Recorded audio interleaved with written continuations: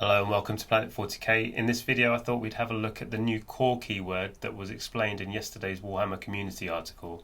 It was teased in Saturday's preview on the Heavy Intercessor datasheet.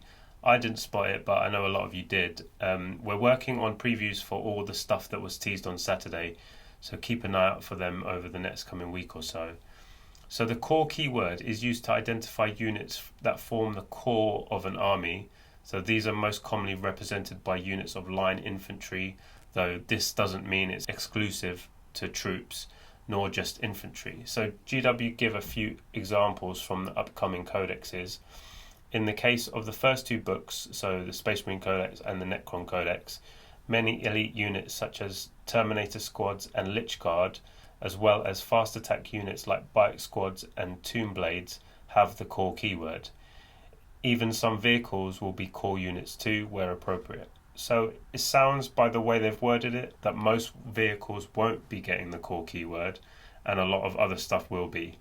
This kind of is confirmed by the example they've shown of how the keyword works in practice and why they've added it. So they say, moving forwards, most of the most powerful aura abilities will only affect core units from a character's faction or sub-faction.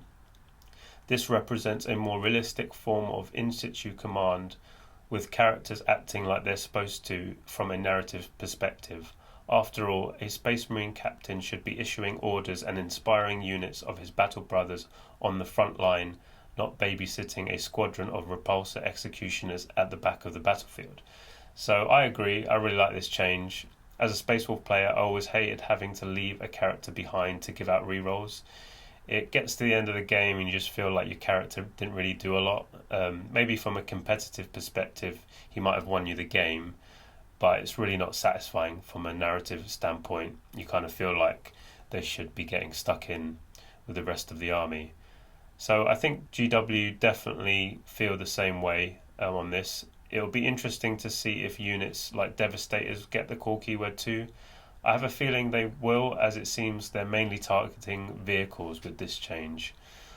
So the example they give is the Rites of Battle aura. So while a friendly chapter core unit is within 6 of this model, each time that a model in that unit makes an attack, reroll a hit roll of 1. So this is the standard Rites of Battle aura, but now they've added the core keyword to it. So basically you can no longer leave your characters behind with a load of heavy vehicles and get those rerolls.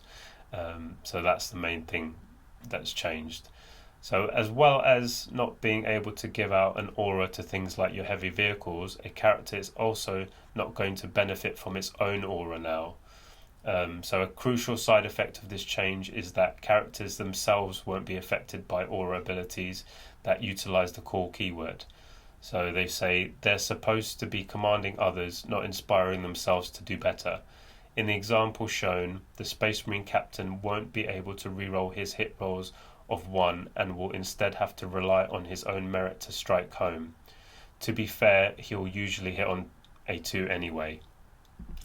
So the next thing is they say, nor will the captain be affected by a lieutenant's tactical precision aura ability. A captain has been there, seen it, and done it all, which is why he's in charge and has such an amazing profile in the first place.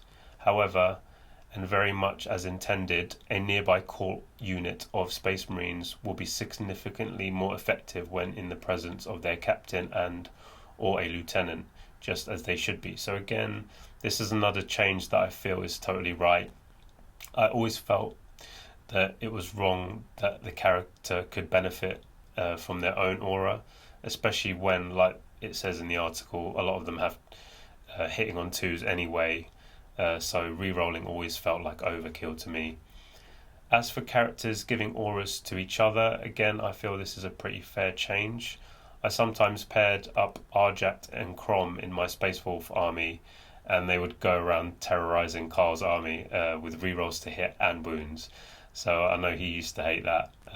I think this is a decent change, although I'm hoping there is some kind of exception for like really big name characters like Abadan or Logan Grimnar, those kind of characters. I feel they should be inspiring lower ranks to be better from a narrative kind of perspective. So hopefully GW feel the same way with that one. Although from a competitive perspective, maybe they just want to tone down the potency of some of these auras, because they are getting very strong. So these changes are going to be introduced in the new Space Marine and Necron codexes due next month, and I'm hoping they're going to be releasing an FAQ for all the other factions, so that we're all on the same page, hopefully. We'll have to see about that. So to me, these changes make a lot of sense from both a narrative and competitive perspective, but I know some people will be unhappy with the changes. So let me know your thoughts on it in the comments. Do you like the change, or did you just buy a load of tanks and a captain to hide behind some ruins? So don't forget to click the like button if you enjoyed the video, and subscribe for more 40k content. Thanks for watching, and I hope to see you in the next video.